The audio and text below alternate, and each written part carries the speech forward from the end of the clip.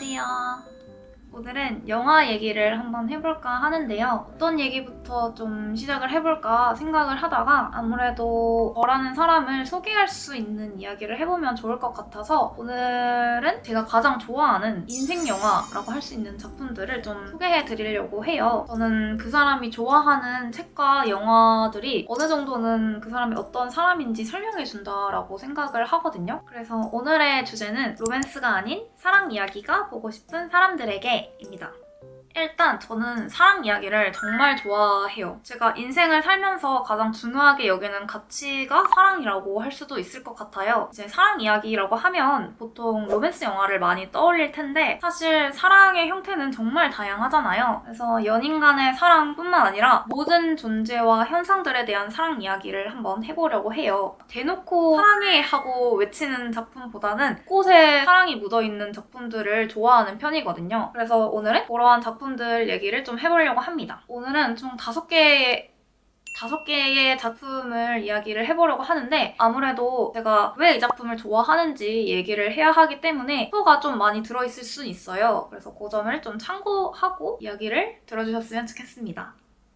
제일 먼저 제가 가장 사랑하는 작품부터 이야기를 해보려고 하는데요. 저는 누군가가 너의 인생 영화는 뭐냐 라고 물어보면 고민도 없이 해리포터라고 이야기를 하거든요. 첫 번째로 이야기를 나눠볼 작품은 해리포터입니다.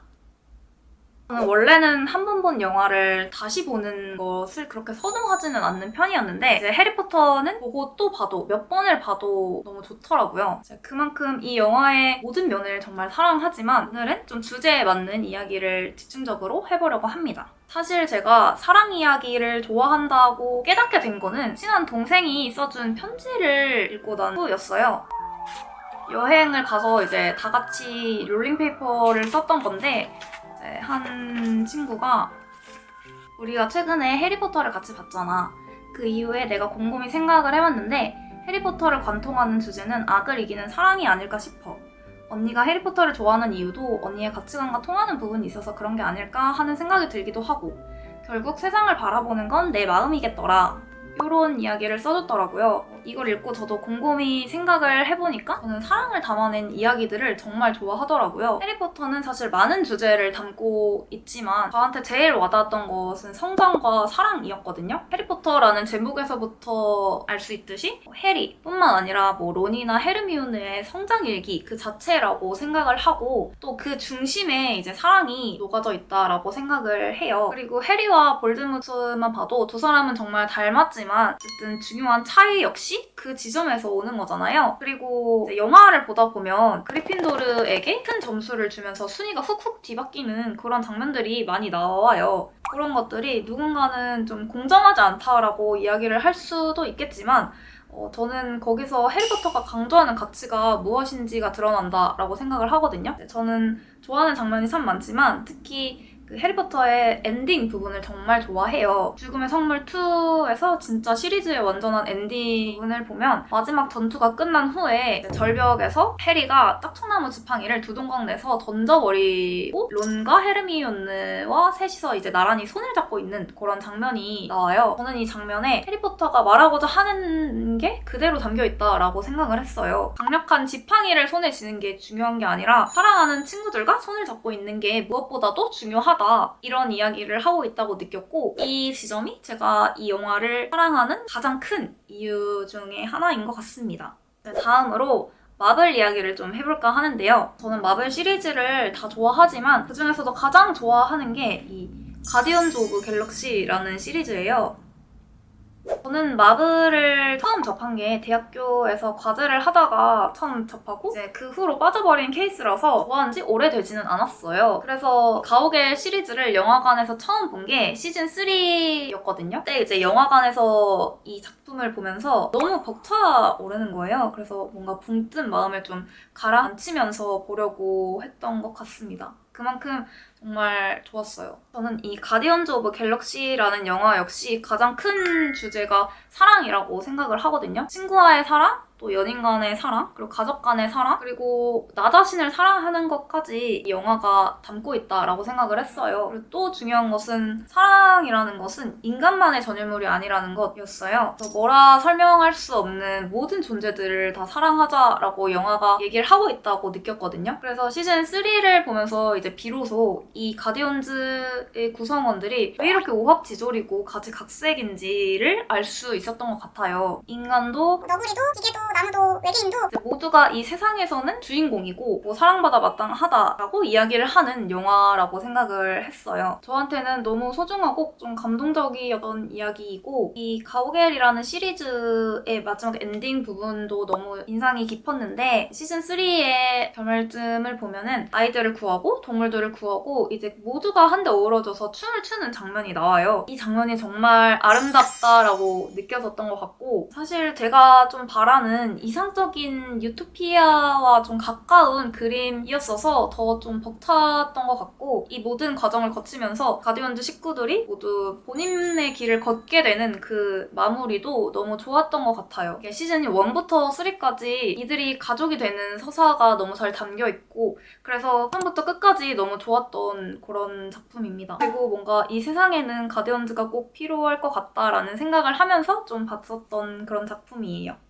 다음으로 이야기해볼 작품은 위키드라는 작품인데요. 위키드라는 작품에서는 또 이야기해보고 싶은 주제가 너무 많지만 이 영화를 한마디로 좀 설명을 하자면 결국 세상을 바꾼 두 마녀의 우정 이야기라고 저는 생각을 하거든요. 그리고 저는 우정 역시 사랑의 범주 안에 속해 있다고 생각을 해요. 그래서 저한테는 이 엘파바와 글린다가 나눈 우정의 순간들이 눈물 포인트였던 것 같고 1편의 Defying Gravity나 2편의 For Good Number가 엔딩 부분이기도 한데 이 넘버들에서 정말 감정이 폭발하는 듯한 느낌을 받았거든요. 이 둘의 성장이나 사랑, 그리고 우정, 희망, 용기 약간 이런 감정들이 막 넘쳐 흘러서 어쩔 수 없이 오열을 했었던 그런 기억이 있어요. 특히 저는 엘파바의 너의 선함을 증명하기 위해서 나는 악역이 될 거야 라는 대사가 정말 너무 인상이 깊었는데 어쨌든 누구 한 명이 세상을 바꿨다기보다는 두 사람이 함께 했기 때문에 이뤄낼 수 있었던 결과라는 게 너무 좋았던 것 같아요. 두 사람은 정말 너무나도 다르잖아요? 이 영화가 시각적으로도 지속적으로 그걸 드러냈다고 생각을 해요. 밝고 화려한 색깔의 글린다와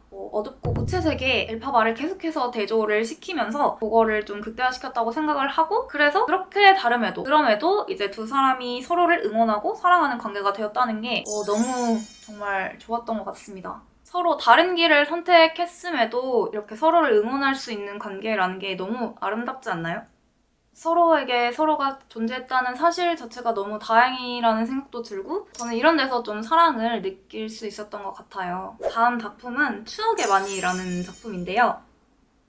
이 작품은 지브리 스튜디오의 애니메이션 중 하나인데 꽤나 잔잔한 작품이라서 좀 취향이 갈릴 수도 있을 것 같아요. 제가 이 작품이 좋았던 이유는 이 영화를 보면서 다정함을 느낄 수 있었기 때문인데요. 영화에 나오는 상처받은 소녀들인 안나와 마니는 서로에게 좀 다정함을 건네주며 서로의 상처를 보듬어주고 잊게 해주었고 그리고 영화를 보고 있는 저에게까지 좀 다정함을 건네주는 그런 작품이었어요. 마니라는 캐릭터는 영화를 좀 보시면 좀 더 잘 이해할 수 있는 캐릭터인데 안나를 사랑한 친구이자 안나를 사랑한 할머니였고 모두가 자기를 버렸다고 생각을 한 안나였지만 사실 처음부터 줄곧 혼자가 아니었던 거잖아요. 그리고 그걸 스스로 깨닫게 된 게 이제 마니를 통해서라는 점도 너무 좋았고 이렇게 넌 혼자가 아니야 라고 다정함을 건네주는 작품들에서 좀 사랑을 느낄 수 있는 것 같아요. 그래서 가끔 외롭다는 생각이 들 때 봐도 좋을 것 같은 그런 작품이었습니다.